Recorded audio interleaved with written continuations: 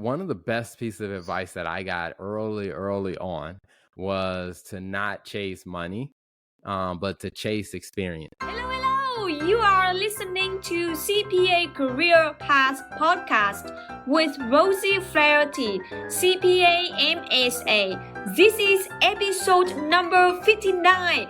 We continue the conversation with Terrell Turner to cover the journey to business ownership, niche specialization, leadership lessons, work-life balance, and tips for young professionals. This episode is proudly sponsored by Chapman University's Archibald College of Business and Economics, located in beautiful sunny Southern California. Are you thinking about pursuing a master's in accounting? Chapman's MSA program is tailored for ambitious professionals like you. With intimate class size and a collaborative atmosphere, you will receive personalized attention from world-class faculty who bring extensive industry expertise to the classroom. Enhance your accounting skills, fulfill CPA license requirements, and elevate your career with Chapman's flexible MSA program. Discover more and apply today at chapman.edu/MSA. You work at GE Aviation for about 4 years, and then you moved to director of FP&A for about a year and a half. I would say a year and 4 months. It sounds like after that, you start your own business, as you mentioned in April 2020. So what made you make the decision to transit from GE Aviation to FP&A and then to do your own business? Yeah, so at the time when I was working at GE, my wife and I were living in Cincinnati, and neither of us are from the Midwest. And so we wanted to move closer to family. We wanted warmer weather. And so we had looked at moving to the Carolinas, and we picked Charlotte. So we started, at the time I had talked to my manager and told him, hey, what I was looking to do. And, at the time, there were several people at General Electric who really wanted me to stay on. And they were just like, hey, we can find some remote jobs for you to do. And this was back in 2018, before remote work was a big thing. And they were like, hey, we can find some remote positions for you to do. And I was like, I appreciate it, but I don't think that was the best thing for their team. Because I felt like it would have disrupted the dynamics of their team. And I'm like, I don't want to put you in. I know you want me to stay on the team and you want to create an opportunity for me, but I'm like, that's not the best for you and the rest of the team. And so I decided to step away.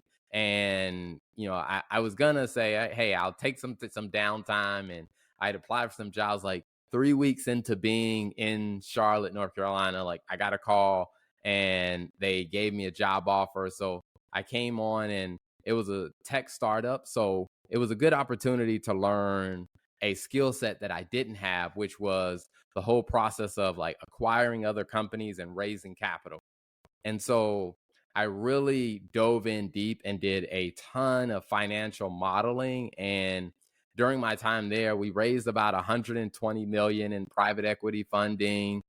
We bought 2 other companies. So I got a lot of experience, but it did come with working like sometimes 90-hour work weeks. And I was just like, all right, this is not the pace that I wanted to be in.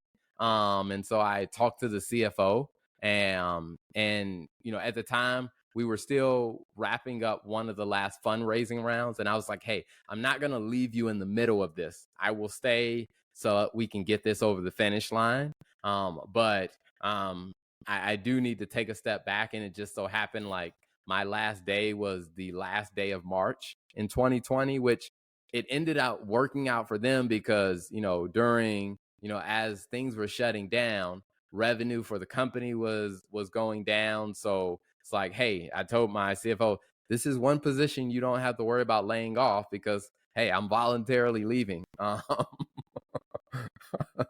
And so I left because at that point I felt like I had all the skills necessary, I think, to really run my own business. From, I knew the accounting, I knew how to work with people, I knew how to work through a disaster recovery plan.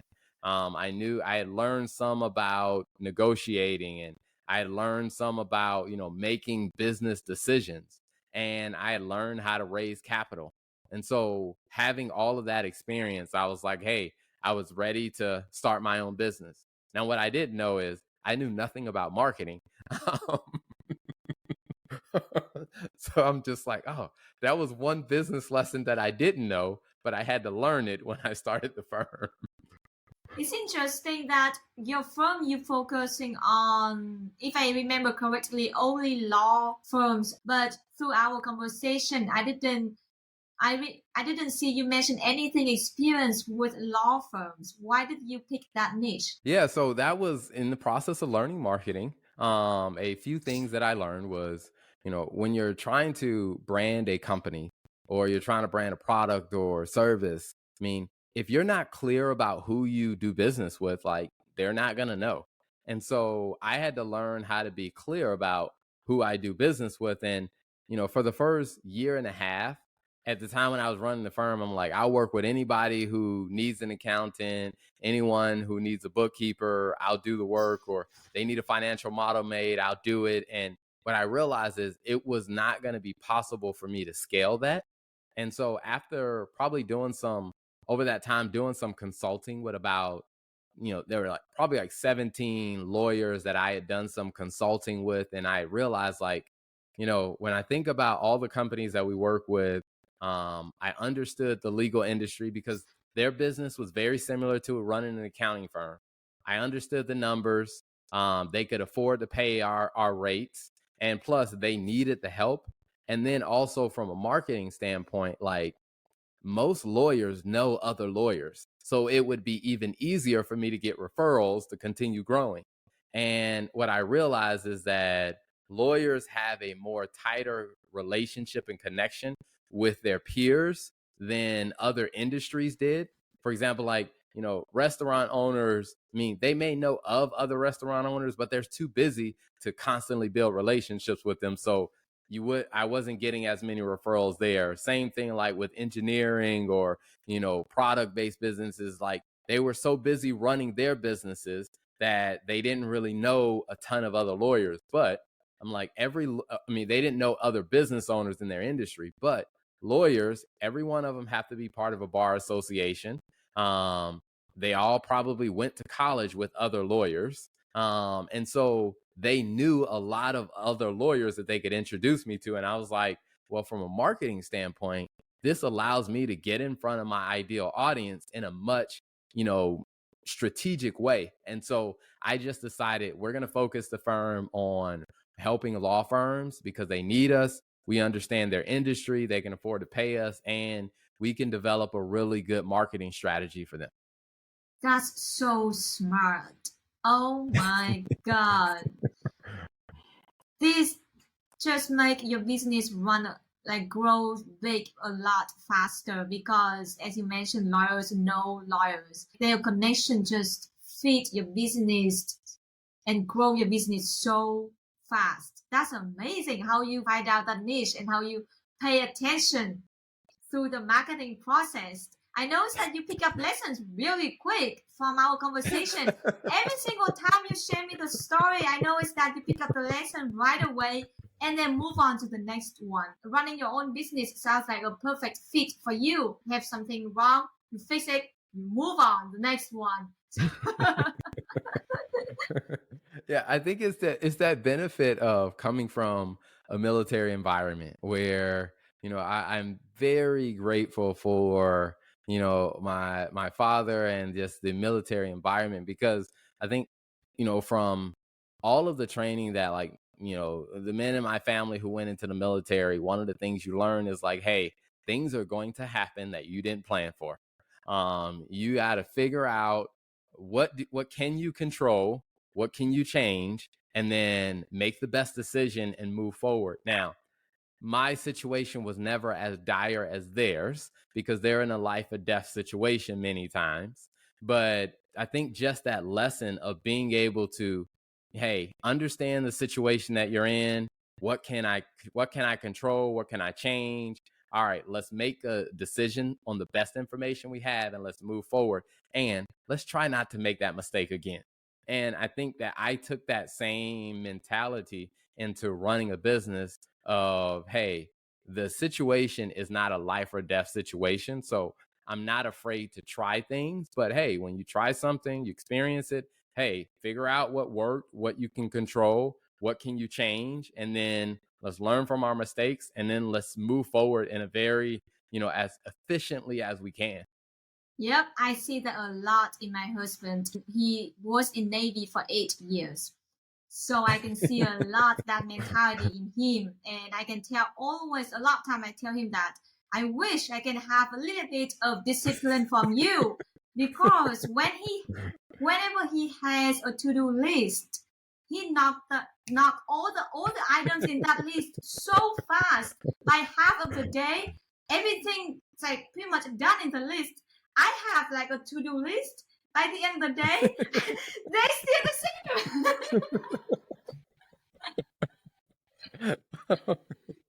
I will say I'll say that military mindset, it is very different when it comes down to getting tasks done, because my Yeah. wife and I have very similar conversations where it's like my wife not at all a military background at all. And so at times when we're getting stuff done, and it's like, you give me a list, I will get it done, like on top of everything else that I got going on. Like I'm gonna make some priority decision, we'll move some stuff around. And sometimes she comes back and she's like, well, how did you get all this stuff done? And I'm just like, I don't know how to explain it, but we got it done. It's time to move forward.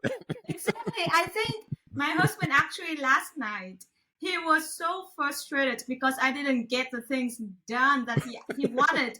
So he actually wrote down the to-do list for me. And then, and then like, could you please do this? Because he couldn't do these items when he at work. So, but whenever sometimes like during the week I couldn't do it, and on Saturday he just like, okay, what's left? Give it to me. And like I served all the items during the week, and he just finished that in one day.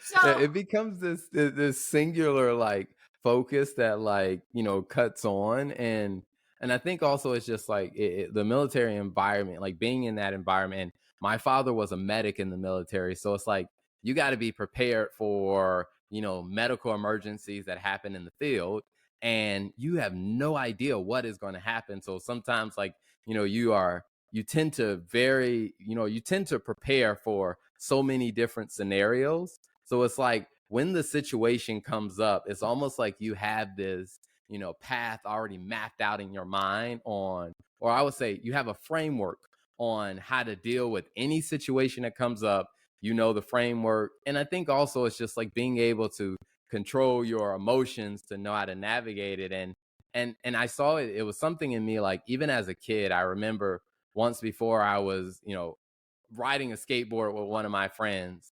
And I remember like I was on the skateboard, it hit a hole and I fell and I had broken my leg. Now at the time, I didn't know my leg was broken.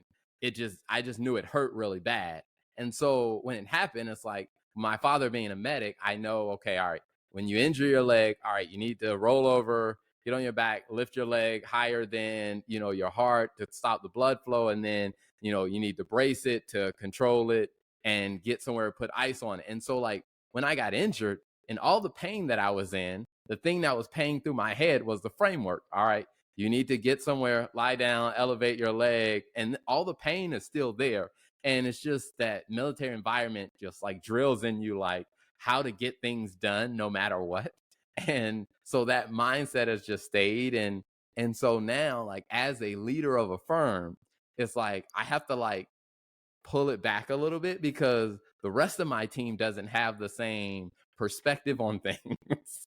And so it's like really having to step back and kind of teaching the team how to, develop mental frameworks to handle whatever situation comes at your, just being able to break it down into pieces and to be able to move through it. Because what I realize is as you start to break it down in pieces, you'll get a whole lot more accomplished than you realize, but you got to have some type of framework that you're working through to get it done.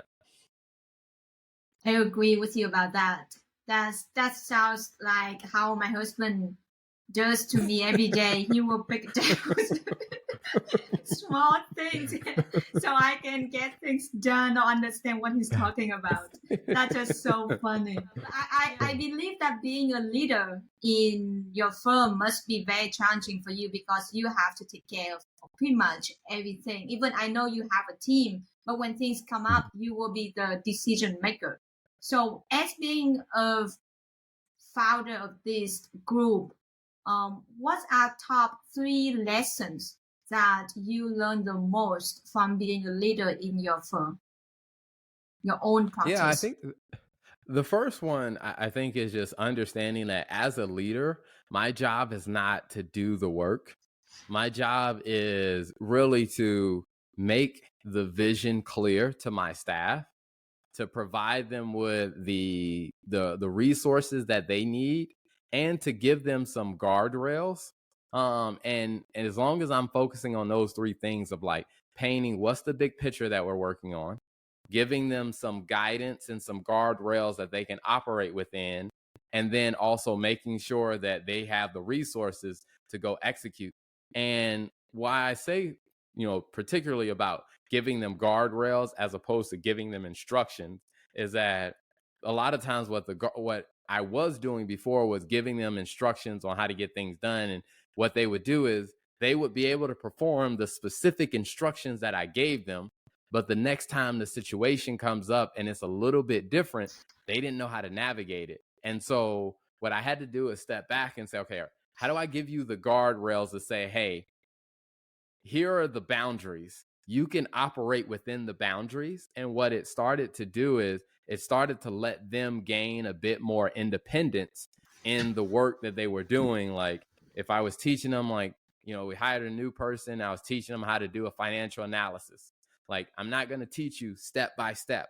What I'm going to do is I'm going to teach you the framework and give you some guidance and some framework. And as they started to learn that, I started to notice that, hey, it became less stressful on me, and they started to learn how to make some of their own decisions. And then I think the second thing was really not being afraid to hold people accountable, because once you've given them you've painted the picture of what the objective is, you've given them the necessary resources, they have the guardrails, and then it's going back and holding them accountable. Because that accountability, what I noticed is it really helped the team develop a sense of confidence in themselves. Because what I notice is sometimes when people are trying to do something that is outside of their comfort zone, they tend to shy away from it, or it becomes very easy to find excuses as to why you can't get it done. But when you are holding them accountable, in that process of holding them accountable, I can ask questions like, hey, why do you think you're unable to get this done? And how can we work together to get you through this? And by being able to answer that question, I could reassure them that, like, hey, I believe you have what it takes to get this done. Or, hey, yes, you're working on it, but hey, this part should only take about 2 hours. What's going on here? We can talk through some of the, hurdles. And sometimes it may be that they had a misunderstanding and we can clarify that. So I think that accountability is there. One is to make sure that I'm helping them build the confidence that they need to continue executing. And then I think a very big one that I had to learn, and this is one that, people who have a military mindset struggle with a lot: celebrating progress. Because sometimes we're so focused on just getting things done, all right, we got this done, what's the next thing? And sometimes we forget to slow down and stop and celebrate the progress that we've made so far. And so as a leader, like, I had to learn that, because I can just, focus on the next task. Let's get the next thing done, move on to the next thing. But for the rest of my team, that's not the way they operate. So I had to slow down and say, all right, how do I help you celebrate the progress that we've made so far? And what I noticed is the better we got at celebrating the progress, the more confident they became on being able to perform with more independence on the next task and the next task. And then also, I mean, it became a like kind of a 360 kind of experience for me, because I think back to my very first most important lesson from public accounting was learning how to understand, my own pace and understand my own capacity, and knowing when I needed to speak up about, hey, can we change something? Can we make some adjustments? So learning to celebrate the progress, it gave my team a healthy opportunity to be able to speak up when they would say, like, hey, congratulations, we made it to this milestone. And then people felt more comfortable saying, like, hey, before we set the next goal, can we get a little bit of a break before we set the next one? And I think in celebrating those milestones, it helped me to become a better leader to my team. And it helped me also become better for myself and even for my marriage, because, you don't want to keep going and going and going in your business and then neglect the things in your personal life. And so I think those are my three things. I think of just having to figure out how to paint the vision and give them the resources and the guidance, then how to hold people accountable, and then how to celebrate the milestones. I like the last one. I think not just only people with military mentality has that issue. I think a lot of people, a lot of, I would say, perfectionists have that issue. Will be like, what's next? What's next? For me, like, okay, I get this, what I want. What's my next plan? What's the next goal? Let's have a plan for the next goal and then continue. So it's tough to do that, but that's great that you are doing that to your team and you're doing that for yourself as well. And it's true. It's good for your work and in your life as well. That's perfect. We talked so much about your career. Now I want to talk about something fun about your podcast. That's what I'm so interested in. You have the podcast called, I see that you have two podcasts. One podcast is that Business Talk Library. And another podcast is that stuff your accountant isn't telling you. Is that right? Yeah, so I would say we changed, we made a change to that. Like, we do have the Business Talk Library. What we did is we realized that it became the overall media company that we launch multiple podcasts and content strategies through. So it's like the Business Talk Library became like the overall umbrella for all of these different media operations that we're doing. So within the media operations now, what we have is like the stuff your accountant isn't telling you. It was a show, and it was a podcast we ran for about a year and a half. And then now we've evolved it to this concept that we came up with in our business called the Golden Age. And this is where, as a leader, me growing, recognizing like I had to approach leading the business differently.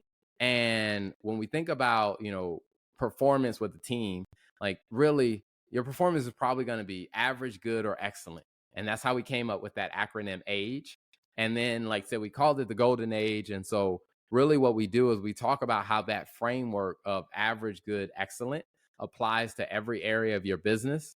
Because what I thought about in leading the people in my team is like, when I let my team kind of evaluate themselves, and then I do an evaluation. And what I noticed one year is everyone evaluated themselves a 5 out of 5 on everything.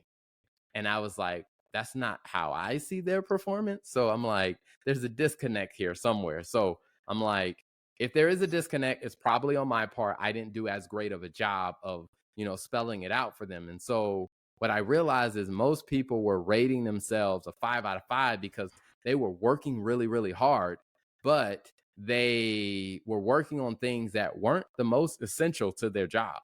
And so that's where I went back and I looked at every role in the company and said, hey, here's what average looks like for your job. Here's what good looks like. Here's what excellent looks like.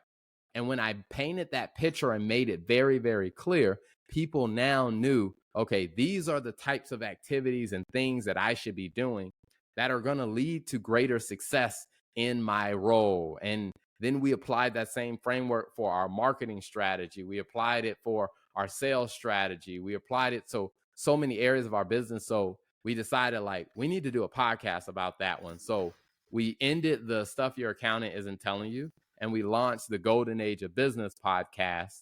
And then I also have another podcast that I do specifically for law firms and finance, where we talk finance side of running a law firm. And so right now we have two podcasts that we're running. And then I also am the host for a podcast within the American Bar Association for how to run a more effective law practice. At the moment, I don't have plans to launch another one right now because 3 is enough. You're so busy.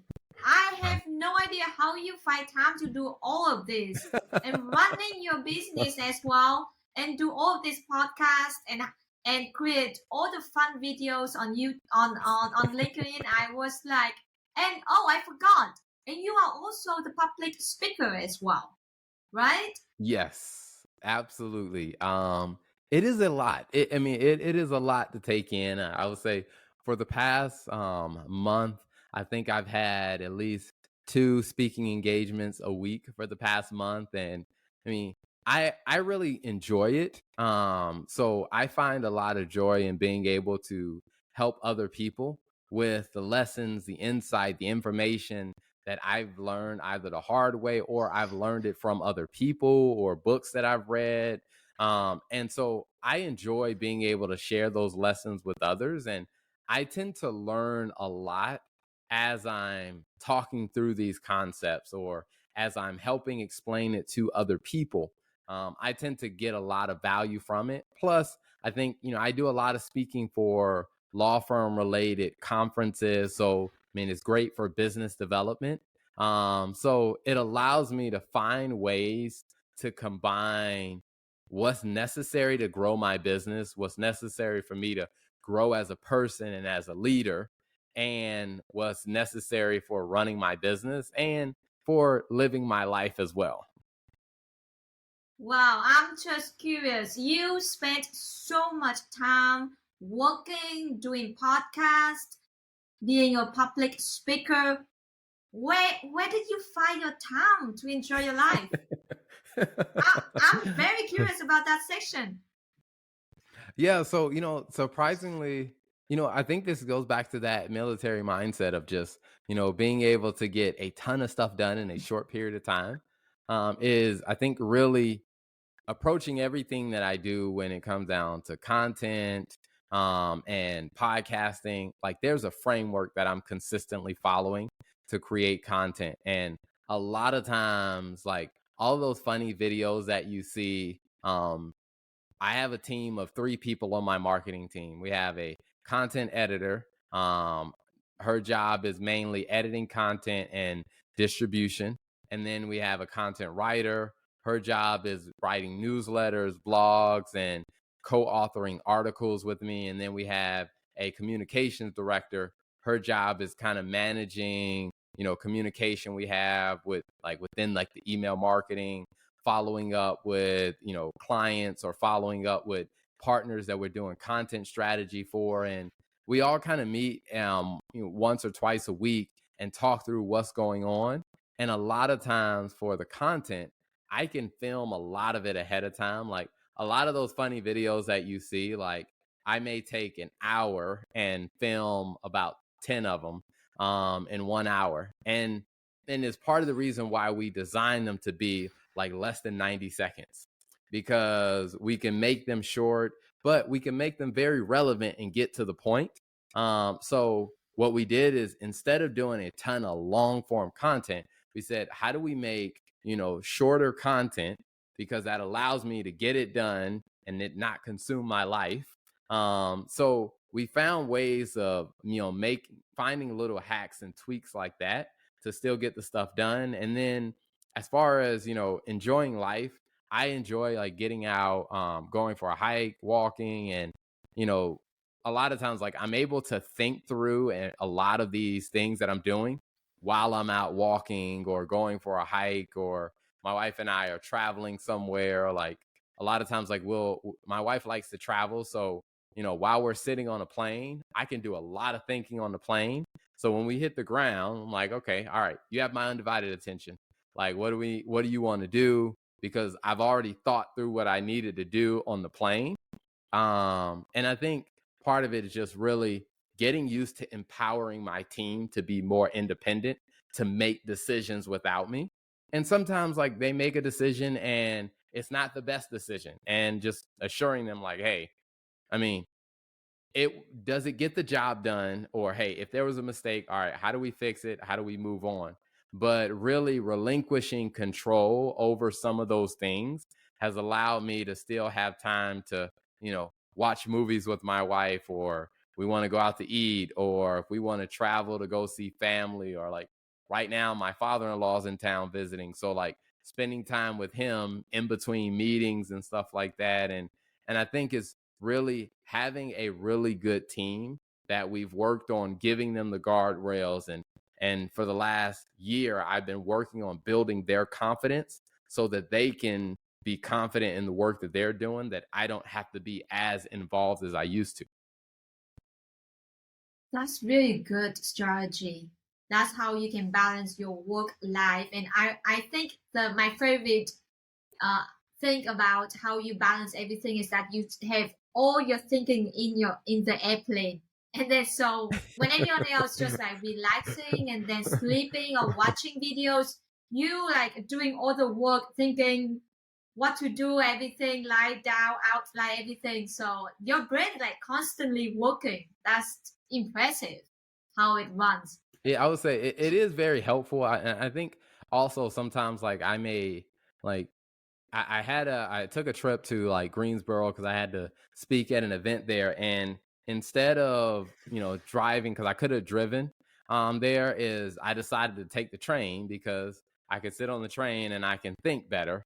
And it added about 20 minutes to the trip, but for me it's just one of those things, like, hey, if I'm not sitting behind the wheel driving, but I'm sitting on the train, I can actually think and process what I'm doing. So when I get there, like, I've gotten 2 hours worth of stuff done that I wouldn't have gotten done if I were driving. Wow. Yeah, you are very productive on everything. That's impressive. That's crazy. I've we talked so much about your work, about your fun life. Before we close up this podcast and this interview, I would love to see if you have any last tips and advice for young professionals who just start this career.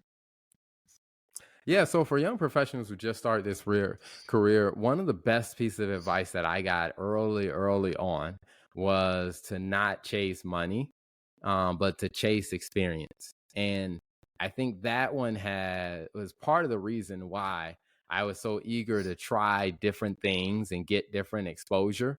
Um, because early on there were some, my peers who were really chasing after the job that was going to pay them more.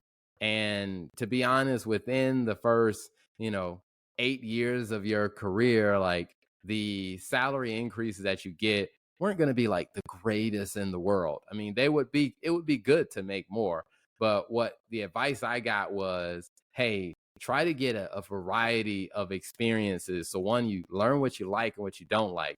And you can also be prepared to handle different situations, because, after you get past year number 8, the expectations that people will have on you professionally will kind of be that, hey, you kind of already know how to handle these types of situations.